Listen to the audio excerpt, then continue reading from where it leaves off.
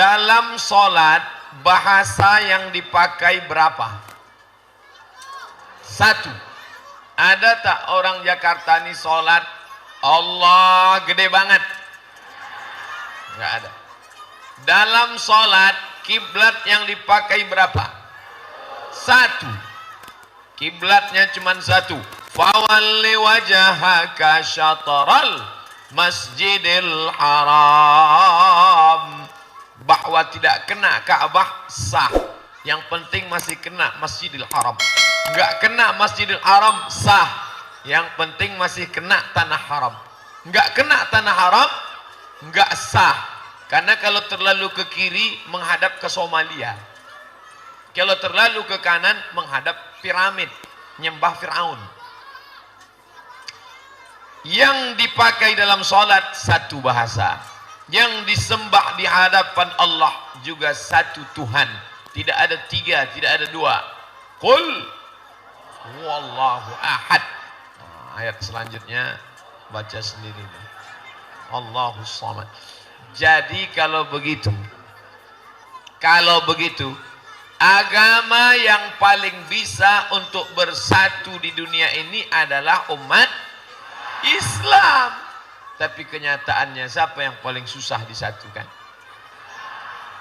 Mata uangnya bisa satu, padahal agamanya macam-macam. Eropa antara Kristen Anglikan Inggris, Kristen Katolik Roma, Kristen Protestan Jerman, Martin Luther Jerman Protestan, Indonya Katolik Roma. Karena Martin Luther tidak setuju dengan Roma. Masa pendeta nggak boleh kawin, kata Martin? Dia akan makan. Kalau makan berarti ada libido seksual. Martin Luther nggak setuju, akhirnya dia protes. Masa ngampunin dosa pakai pena, pakai kertas? Bapak ampunkan dosaku, sudah selesai. Martin nggak setuju, akhirnya dia protes. Maka muncullah Kristen Protestan. Yang itu asal usul asbabun nuzul Protestan.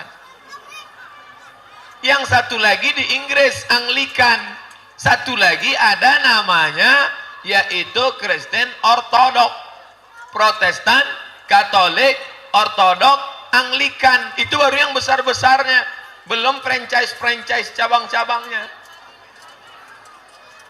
Kita bicara tentang Eropa, mazhab aliran sekte banyak. Bahasanya, bahasa banyak sekali.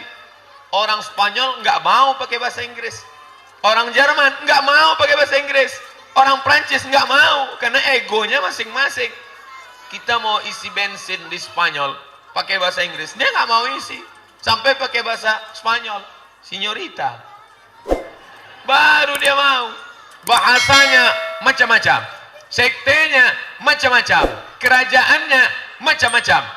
Tapi dalam masalah mata uang, apa namanya? Uru kata mereka. Kita bilang euro, terserahlah, yang penting duitnya banyak. Kita mata uang mestinya satu mata uang. Pakai apa? Dinar. Kalau kita pakai seluruh negara mayoritas muslim bersatu pakai satu mata uang dinar, insya Allah tidak akan bisa tergoncang dengan krisis moneter. Kenapa? Karena dinar adalah emas dan harga yang paling stabil adalah makanya perempuan paling mau nikah pakai mahar.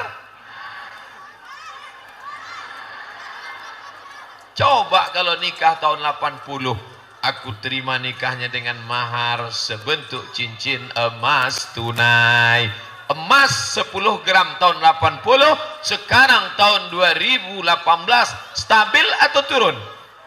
Stabil. Coba kalau nikahnya dengan mahar seperangkat alat sholat dan kitab suci Al-Quran. Tahun 80, mukenanya masih ada? Ada, nggak pernah dipakai. Tapi harganya. Oleh sebab itu kalau menikah pakai emas. Baru tahu sekarang kata ibu. Nyesal gua dulu cuma minta mukena. Apa boleh buat? Yang perempuan tidak bisa mengulang, tapi laki-laki damai, peace, bercanda. Ibu mau marah. Oleh sebab itu yang paling bisa bersatu adalah umat Islam. Lalu kenapa judul kajian Masjid Muhsinin ini? Muhsinin kan? Al-Muhsinin. Kenapa pakai al Pak Ustadz? Biasanya bahasa Arab pakai al. Tapi tidak semua yang pakai al itu bahasa Arab. Alpokat, almari. Nah, maka yang paling mungkin bersatu umat Islam. Lalu kenapa kalian berpecah belah? Wa'tasimu bihablillah.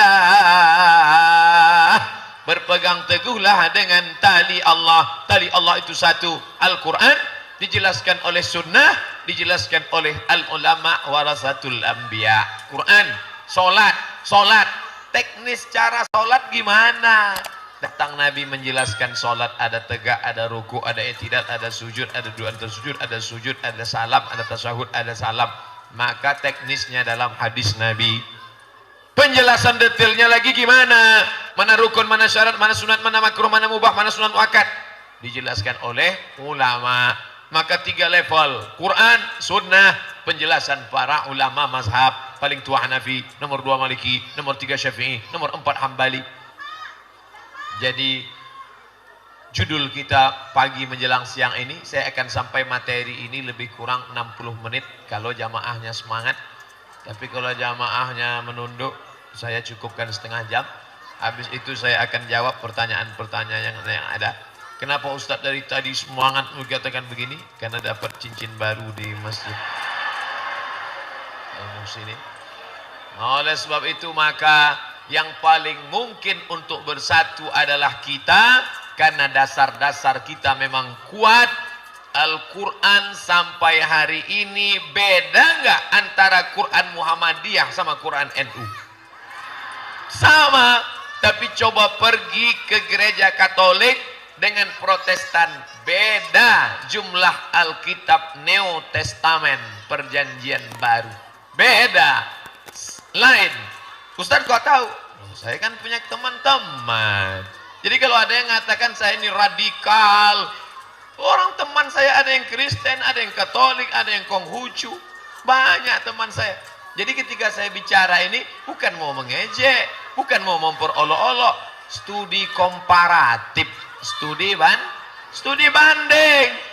Hanya saja kadang yang nonton ini nggak punya paket. Dia tonton 2 menit, lalu dia komen, nonton dari awal sampai akhir, baru kau tarik kesimpulan. Aku tidak ingin mengajak engkau ke agamaku, lakum dinukum. Tapi kalau kau lama-lama dengar ceramahku, kau bisa tertarik loh.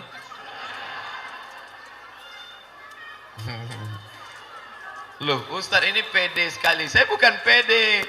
Ustadz, saya nunggu Ustadz di pintu 4 Cengkareng. Lantai berapa Ustadz keluar? Soalnya pintu 4, lantai 4. Oke, kami sudah nunggu lama sampai di sana. Ada apa? Ngotot benar mau ketemu. Ngidam Pak Ustadz.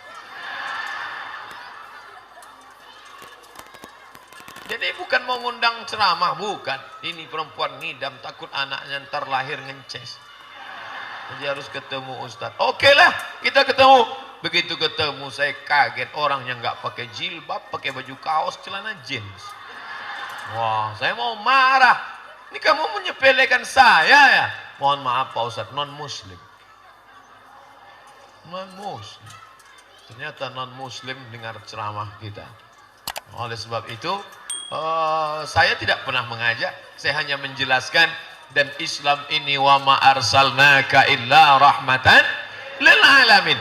Maka oleh sebab itu, kita bersatu hari ini. Saya tidak tahu mana orang Batak, mana orang Jawa, mana orang Sunda, mana orang Banjar, mana orang Makassar. karena semuanya sama. Asyhadu an la ilaha illallah wa asyhadu anna Muhammadan Rasulullah. Tidak ada ayat yang mengatakan sesungguhnya inna akramakum indallahi jawakum. Yang paling mulia di sisi Allah di antara kamu adalah orang Jawa di antara kamu. Tidak ada. Kenapa kita menghormati? Saya menghormati kiai-kiai orang Jawa. Kenapa? Wali Songo, Sunan Gunung Jati, Sunan Kalijogo, mereka datang. Lalu para ulama, teruslah sampai kepada ulama-ulama, sampai kepada Syekh Soleh Darat As-Samarani. Syekh Soleh Darat As-Samarani. Samarani, tahu arti Samarani? Orang Semarang. Syekh Soleh Darat As-Samarani. Lalu kemudian dari Wali Songo turun sampai kepada Syekh Mahfud At-Termasi. Tahu arti Termasi? Tremas Pacitan. Ulama besar, kitabnya dicetak di Darul Fikri Beirut dengan macam-macam. Syekh Mahfud At-Termasi punya murid Mbah Hashim Asy'ari, mendirikan Nahdlatul Ulama. Ulama-ulama besar, maka saya hormati, saya muliakan. Kenapa Ustaz muliakan? Kenapa Ustaz cium tangannya? Karena mereka punya sanad silsilah keilmuan sampai kepada Nabi Muhammad sallallahu alaihi wasallam. Jadi saya kalau nyampaikan sesuatu nggak pernah menurut saya, kata saya itu saya ambil dari guru-guru, termasuk yang sekarang sedang dihebohkan, katanya saya mencaci maki Bashar al-Assad, katanya saya menghujat Bashar al-Assad, Presiden Suriah, ini somat ngawur, ini pasti ngambil dari internet, ini pasti karena nonton YouTube, ini pasti karena terpengaruh media pers. La ilaha illallah Muhammad Rasulullah. Saya pergi ke kamar hotel, bukan bawa perempuan, na'udzubillah, menemui seorang ulama besar namanya Syekh Muwaffaq. Siapa namanya? Syekh Muwaffaq. Dan dia ahli hadis, dia membacakan hadis arba'in, memberikan sanad arba'in, hafal Quran, hafal hadis, dan dia seorang mursyid tarekat Syadziliyah. Sanadnya bersambung kepada Imam Abul Hasan Asy-Syadzili sampai kepada Nabi Muhammad sallallahu alaihi wasallam. Saya tidak mau nanya di depan orang banyak, takutnya khawatir banyak pertanyaan, tidak ada waktu. Maka saya datang ke kamarnya. Syekh, hal indakum waqt? Apakah Syekh punya waktu? Saya mau dialog. Orangnya lembut sekali, baik. Silakan ya, duduk. Lalu saya pun duduk bercerita, saya bawa kertas pertanyaan, saya tulis, saya rekam. Hampir lebih 1 jam ngobrol. Pertanyaan di antaranya yang saya tanya, kaifa mauqifuna min Bashar al-Assad? Bagaimana kita menyikapi Bashar al-Assad? Disitulah dia menyebutkan bahwa ini terlaknat, bahwa ini zalim, ini penguasa yang tidak benar, menghabisi. Jadi pertanyaan itu dari saya kepada Syekh Muwaffaq, mursyid Syadziliyah, dan saya bertaklid kepada beliau. Paling selamat hidup ini bertaklid, tapi bukan taklid buta, taklid kepada ulama. Jadi jangan katakan ini somat sanatnya cuma sampai qala YouTube, qala Google radhiyallahu an. Enggak benar. Lalu bagaimana dengan Syekh Muhammad Said Ramadan Al-Buti, ulama besar? Saya tanya itu kepada Syekh Muwaffaq, Syekh, bagaimana dengan saya pengagum Syekh Al-Buti? Kenapa Syekh Muhammad Said Ramadan Al-Buti bisa sejalan dengan Bashar al-Assad? Apa kata dia? Hadza alimun allamah.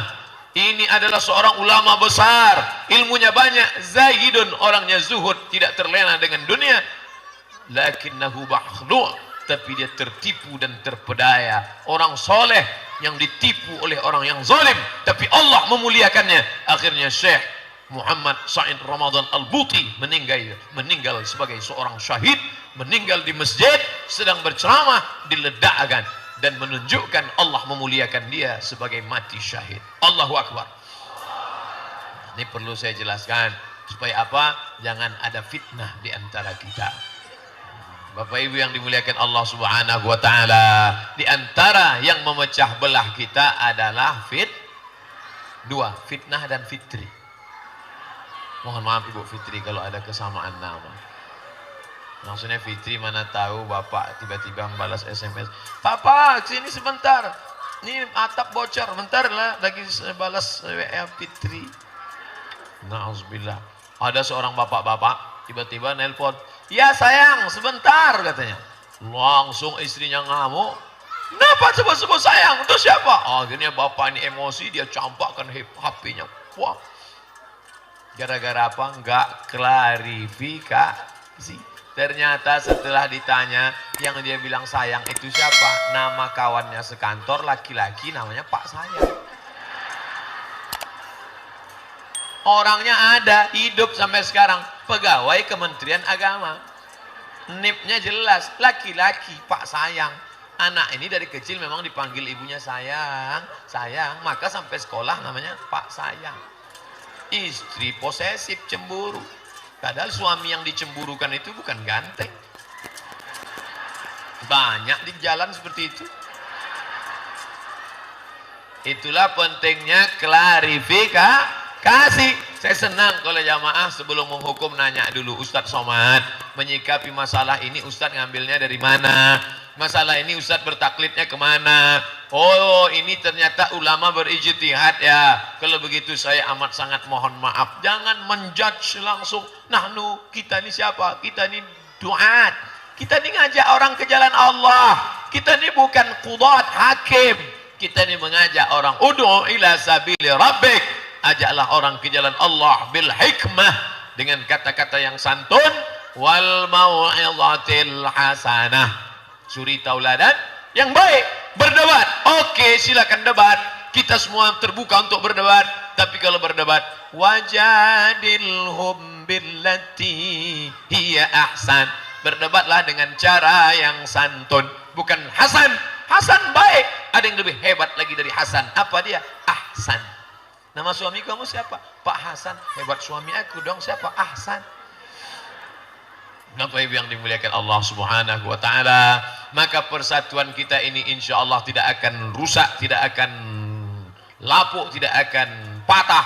Kenapa? Karena filosofi dalam salat, imam tidak boleh angkat takbiratul ihram sebelum shaf. Apa kata imam? Shawus sufuf, luruskan shaf. Fa inna taswiyatas sufuf min tamamis shalah. Lurusnya shaf bagian dari kesempurnaan salat. Lain padang, lain belalang, lain lubuk, lain ikannya, lain tempat, lain caranya. Ada di satu masjid macam-macam saya dengar, ada satu masjid mengatakan luruskan shaf, angkat kaki celana. Ada lagi satu masjid mengatakan luruskan shaf, matikan HP. Ada lagi satu shaf, ada lagi satu masjid, ada lagi satu imam lain, luruskan shaf, simpan batu cincin. Saya kaget. Saya nanya, loh Pak Imam, biasanya imam-imam masjid cuma mengatakan luruskan shaf. Pak Imam kok lain? Luruskan shaf, simpan batu cincin. Ustaz, saya sendiri kalau sedang jadi makmum terganggu mata saya ngelihat batu orang. Senang tasawuf saya lihat. Mantap. Makanya sebelum sholat disimpan dulu. Oh itu ternyata. Tujuannya untuk apa? Supaya fokus. Kiblat mata satu ke tempat sujud, kiblat dada satu ke arah Ka'bah, kiblat hati satu kepada Allah. Allahu Akbar. Tapi ternyata antara satu dengan satu orang ada ruang yang kosong, hampa. Setan masuk ke dalam. Makanya rapat. Kaki rapat dengan kaki, bahu rapat dengan bahu. Ustadz Somad, saya kalau bahu dengan bahu rapat nggak masalah karena ada kain, saya nggak risih. Tapi kalau kaki rapat dengan kaki saya risih. Saya orangnya sensitif Pak Ustadz. Kalau kena saya geli. Oke, nggak usah terlalu rapat, tapi jangan sampai ada jarak yang terlalu lebar. Oke. Makanya saya termasuk yang tidak terlalu sensitif. Kalau ada orang yang nyenggol kaki saya diam aja. Tapi enggak semua orang begitu. Kalau kita senggol kaki teman kita sekali, dia pindah, jangan ditempel lagi. Jadi kita pindah.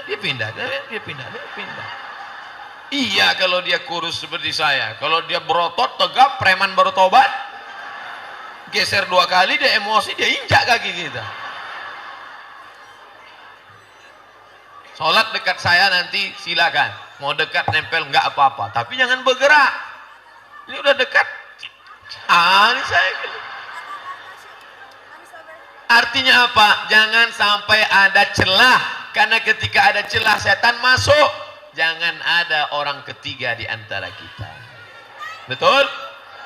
Langsung aja nanya, Ustadz Somad, ini kenapa bisa begini?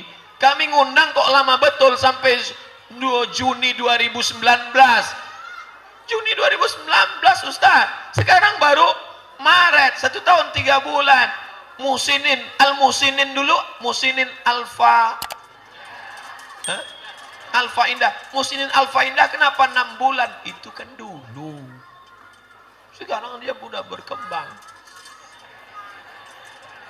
Nah, jadi jangan ada fitnah. Oh iyalah, karena Al-Musinin Alfa Indah itu orangnya indah-indah, bisa 6 bulan, masjid kami sampai 1 tahun 3 bulan, lalu muncul fitnah. Iyalah, masjid Al-Musinin Alfa Indah karena ngasih 1 cincin bisa 3 bulan, nanti dikasihnya cincin sebesar batu gilingan. Itulah perlunya klarifikasi, tabayun. In ja'akum fasiqun. Kalau ada orang bawa berita kepada kamu, fatabayyanu, klarifikasi. Oleh sebab itu, ini gimana nih Masjid Alfa Indah ini? Padahal sedekah banyak, padahal infak banyak. Kenapa bisa panas? Padahal AC banyak. Klarifikasi dulu. Bukan masalah wakafnya, bukan masalah panasnya, tapi orangnya penuh. Over capacity. Padahal di luar banyak berdiri, saking semangatnya. Kalau begini di masjid, yang saya bingung sholatnya gimana?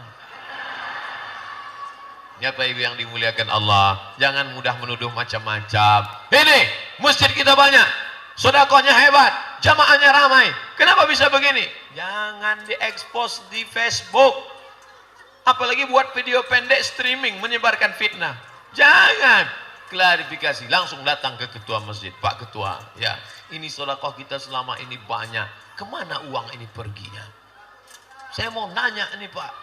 Lalu apa kata Pak Ketua Masjid? Mohon maaf, kita sedang beli tanah untuk mendirikan SMPIT. Oh, pantesan. Kenapa nggak diumumkan selama ini? Takut jadi fitnah. Oh, kalau gitu saya mau nyumbang lah Pak. Tapi tolong jangan tulis nama saya, buat aja hamba Allah, hamba Allah. Saya takut riak. Iya, boleh. Mau nyumbang berapa? 25.000 aja.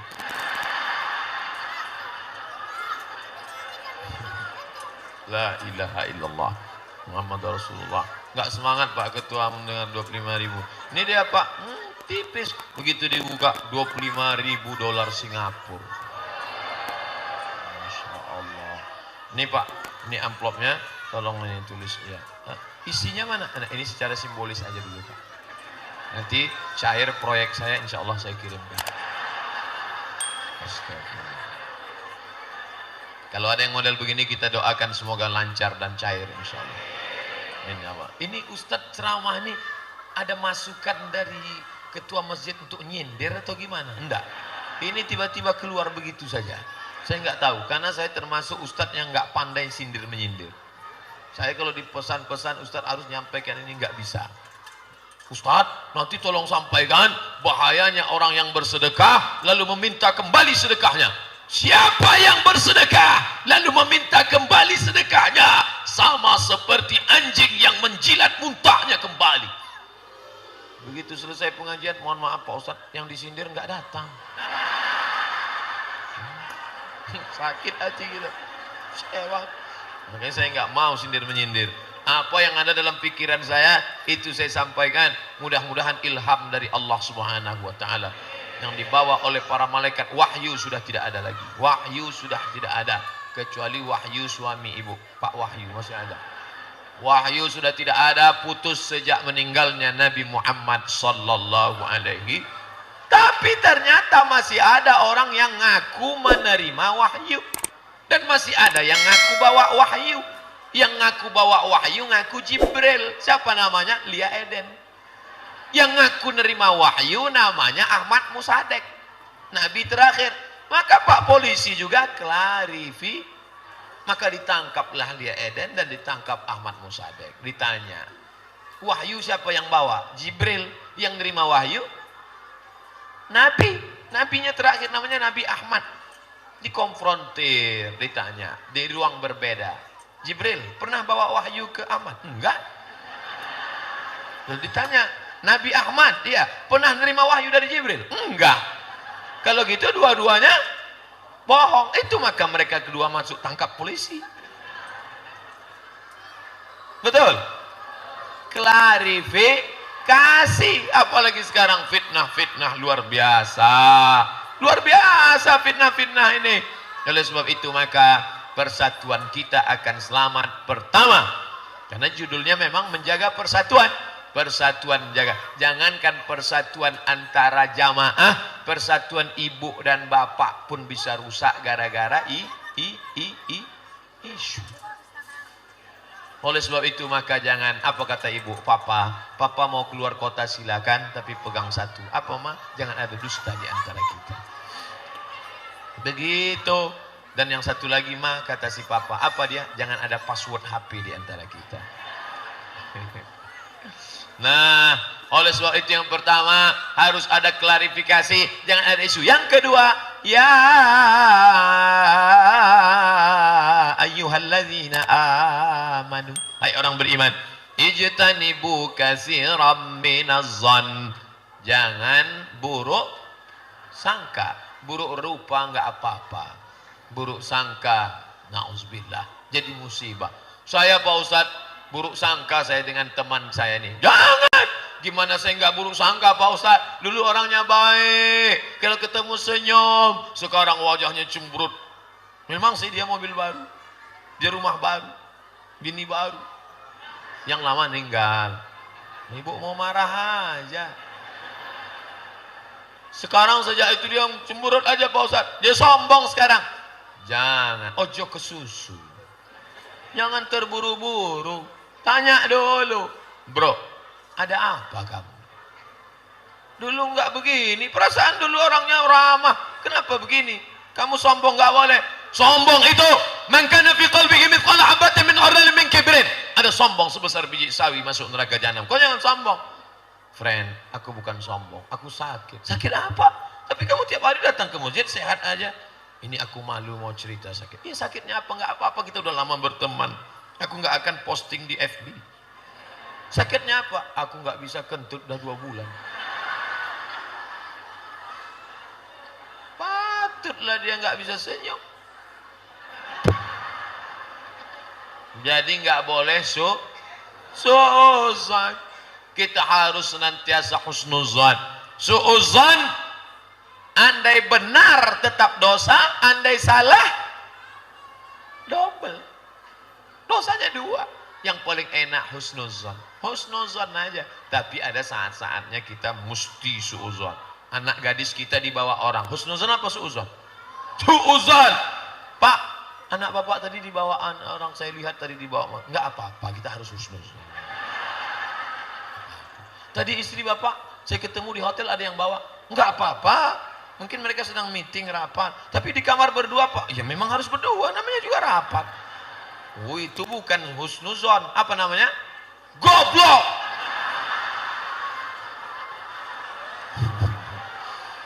Oleh sebab itu ini mesti ada. Yang pertama, klarifikasi. Yang kedua, jangan suuzon. Yang ketiga, ghamtun nas, jangan menyepelekan orang. Tak boleh. Mau dia orang Jawa, mau dia orang Sunda, mau dia orang Batak, mau dia orang Arab. Yang ini Arab Pak Ustaz, yang ini Arab cemas. Yang ini Arab maklum. Semuanya adalah hamba Allah. Yang menciptakan dia siapa? Allah. Yang mengutus dia ke dunia ini siapa? Allah. Menyepelekan dia berarti menyepelekan Ustaz Somad, ini anak saya, tapi mohon maaf Pak Ustaz, mohon maaf ya Pak Ustaz, nanti kalau tingkah laku tindak tanduknya tidak seperti anak yang lain, dia memang mesti ada perlakuan khusus. Kata seorang tua kepada saya, khawatir anaknya tidak hormat, tidak mau menyalami saya ambil tangan anak itu, saya cium. Inilah tamu Allah, dia lebih dulu masuk surga 500 tahun daripada kita, karena dia tak ada dosa apa-apa. Jangan kau sepelekan. Ini tamu Allah, dia lebih dulu masuk surga. Kita banyak dosa. Yang paling banyak dosanya di masjid ini siapa? Yang paling banyak ngomongnya, itu yang paling banyak dosanya. Man kasura kalamuhu, siapa yang banyak ngomongnya, kasura saqatuhu, maka dia yang paling banyak salahnya. Makanya saya sadar bahwa saya orang yang paling banyak salah, dan orang paling banyak salah adalah orang yang mesti paling dulu minta maaf. Bapak Ibu sekalian, kalau ada kata-kata saya tidak berkenan di hati, maka saya selama menyampaikan ceramah ini saya mohon maaf. Maukah Bapak Ibu maafkan saya? Demikianlah tausiah ini saya sampaikan. Belum, masih contoh. Itulah pentingnya klarifikasi.